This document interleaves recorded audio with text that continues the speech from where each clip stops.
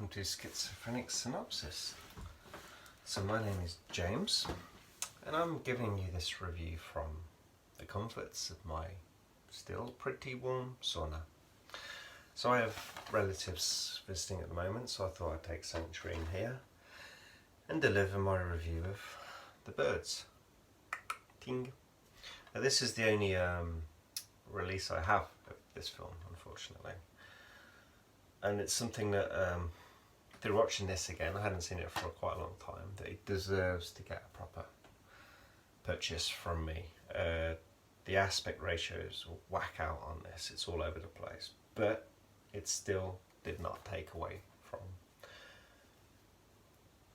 definitely one of my favourite Hitchcock films. Changes to what's number one, but this is always high up. From a particular scene that I will obviously mention as the review goes on. But it starts out in San Francisco. I've got a couple of notes kind of thrown down. So we have Melanie, which is Tippi Hedren, in her first role. She does a really good job. And we have Mitch, which is Rod Taylor, and he's our main guy.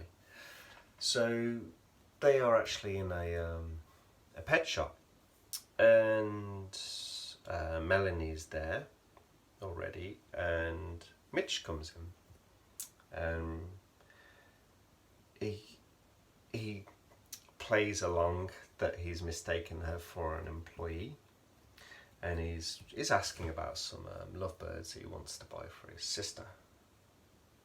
Strange gift for an 11-year-old girl, but yeah, he wants to buy lovebirds for his sister. So he's asking her all these like ornithology? Yeah, yeah, with birds. He's asking her all these different questions, and he's just showing her up, seeing how long she'll play along, because he's actually a lawyer, and he saw her in court. She was part of a prank which went wrong or something like that. And anyway, he recognises her. She is not too pleased when she finds out, although there's some serious flirtation going on there, and she obviously quite likes him because she finds out his address. He has a kind of weekend retreat out in Bodega Bay. So she decides to take these lovebirds to him, because when he left, there wasn't any in the store. So she goes off there, takes a boat out to kind of sneak in, covert operation, and deliver these lovebirds. And she successfully achieves this. And then you see him come out his shed or something, and goes in the house, comes out, looking around. Obviously, you can see this boat on the water, so he's got his binoculars, he sees her. She goes off all happy as Larry, and he drives around the bay to meet her. So just as she's getting into the bay, bird sweeps and kind of catches her on the head. So yeah, he helps clean her up, takes her back to his place where he has his kind of overbearing, very possessive mother, Lydia, and his younger sister, Kathy. Now, Lydia was played by Jessica Tandy, and Kathy was a young Veronica Cartwright. So there you go, there's one for you. So he invites her to dinner. She kind of reluctantly accepts, and she actually finds a local B&B, which happens to be Mitch's ex. I think he's a bit of a, well, no, not a Lothario, but he's one of these guys, kind of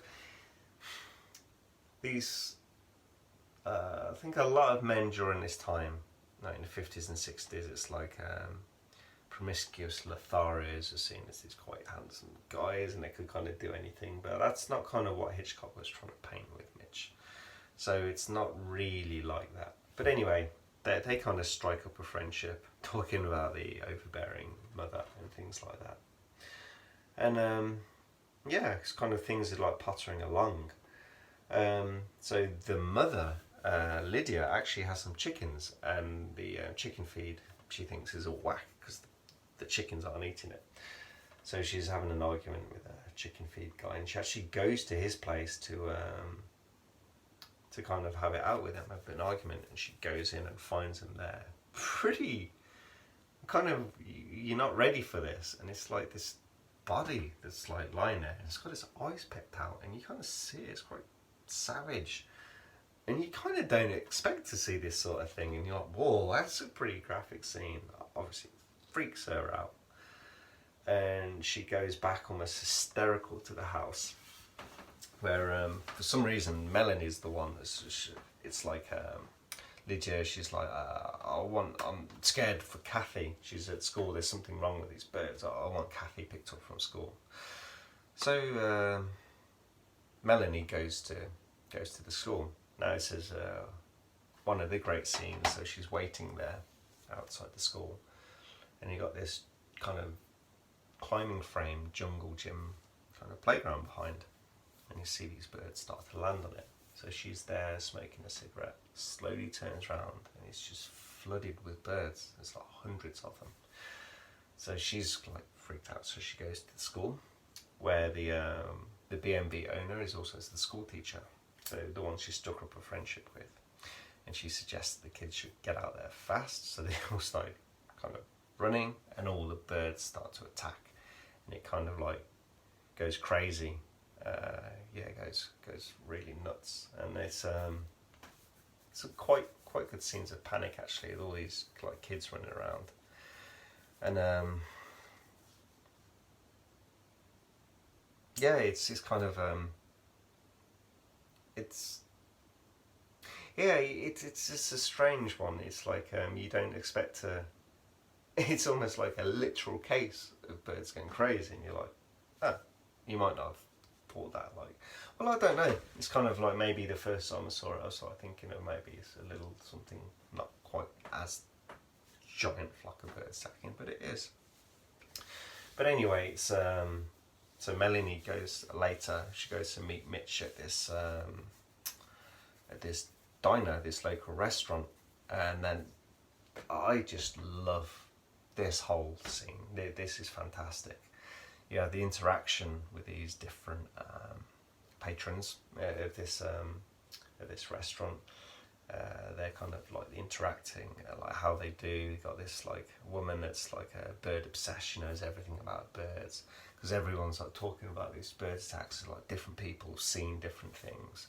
There's a mother there with her 2 children, and she's like kind of getting, it's like, you're scaring the kids, stop talking about this. And it's kind of really interesting build up. It's like it's great how it's done. The script is fantastic, and it's just such a solid scene. It's like by far it's my favourite. And then when it ramps it up to they're watching outside, and like there's some bird attacks going on. It's like the birds attack the guy that's at the who's filling up someone's car with petrol. So then all petrol leaks, and then another guy's trying to smoke a cigarette. He gets distracted with the bird, and boom, it blows up, and then you have this really cool view. It's like a bird's eye view of the kind of situation going on, and some early kind of special effects. So you see this whole area on kind of fire, and then you have the birds up there, so you get in this kind of static but bird's eye view of the whole situation. Everyone running around down the bottom, and it's great. So they're outside. Melanie gets she gets stuck in a phone booth.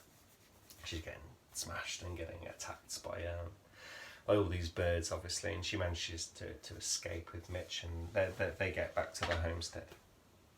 But yeah, I just love the kind of, nothing even with the bird attacks, just the whole interaction and the cleverness of the script and how interesting it is. And you've got the different levels of people. You've got some like kind of yokel locals, kind of like all kind of hamming it up as well. Yeah, it's all these crazy birds, and then you got this old woman who's like an expert on them, so no chance. You obviously got Melanie, so she's seen these things. You get the kind of like the mother that's scared for her 2 children. You got the person behind the bar, the restaurant, who's behind the till. He's trying to keep everyone calm, and like, well, what's going on? Like, it's just fantastic. I absolutely love that scene. Anyway, it's kind of the kind of the final kind of like part of it all. It's so they get holed up in a house, and these bird attacks are getting heavier and heavier, and so that basically the house is getting pelted, and it's obviously it's kind of coming into its fruition. It's like birds attacking everywhere, and they kind of hold up, and it kind of calms down and everything. But Melanie, everyone's kind of asleep and just exhausted because they've been in the house for hours.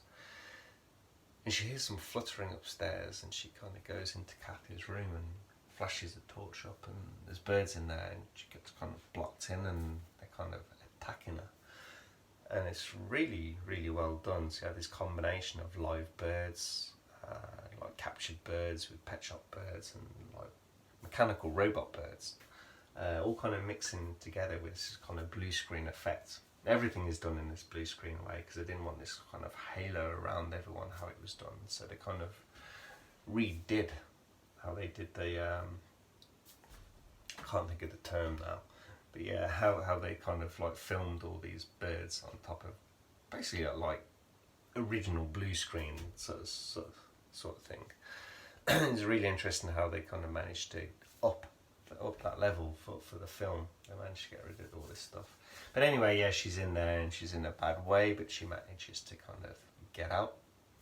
They carry her out. She's kind of in a catatonic state, so they decided she's got to go to hospital. So they're kind of slowly walking out to the car. Obviously, there's now thousands of birds everywhere, and they manage to kind of navigate to the car, and slowly they drive away, and that's where the film ends. Kind of bit of a somber note. It's like, well, that didn't kind of clear up and get good. It's like a real cliffhanger. It's like, well, what happens? They're just driving off to the hospital. Like, we don't know, the bird attack's getting heavier, but what's going on? And I really liked it for that. It might have been a bit of a budget issue because there was more to go on. There was like a huge, I think it was a huge ship and things like that. There was like a storyboarded another ending that was a lot more. There's a lot more going on. Yeah, they went to like there's like a huge ship, and they carry on driving a lot longer and like all different areas. I can't really remember now. It's a long time ago, I think, that I remembered something like that. But yeah, it was quite different. But as I said, it's like kind of I love. And was not expecting the first time I saw this, the straightforwardness of this film, that kill a flock of birds.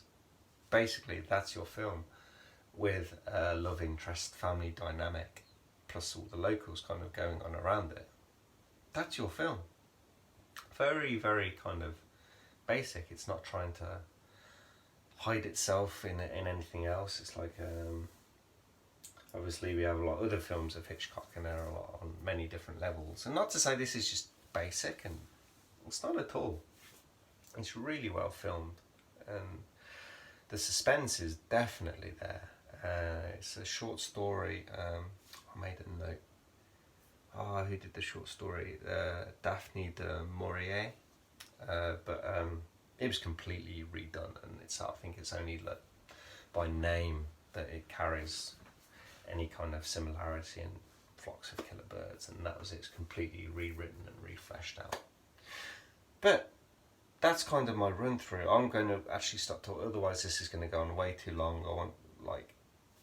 I wasn't going to quite do it like this, but it just turned out to be a big review. I kind of quite like talking about it, so I'm sure most of you have done, but if you've not, definitely check out Hitchcock's The Birds. Even if you're not a big Hitchcock fan, or if you don't think you are, I think this is kind of maybe your entry level, because it's one of the least Hitchcocky kind of films, even though it is very Hitchcocky.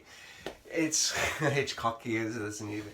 It's a really good film, and I highly recommend it. So that's into my review. I hope you guys enjoyed it, and we'll catch you next week. Myself and Rob, who did Frozen, the 2010 film. Mr. Green, yeah. Check out that. It's kind of like Rob got me thinking about it, and I need to check that film out again because I think there's a couple of bits that I missed on that. But anyway, that's the end. please watch Rob's review, and I hope you enjoyed this, and we'll catch you guys soon. Thank you. Bye bye.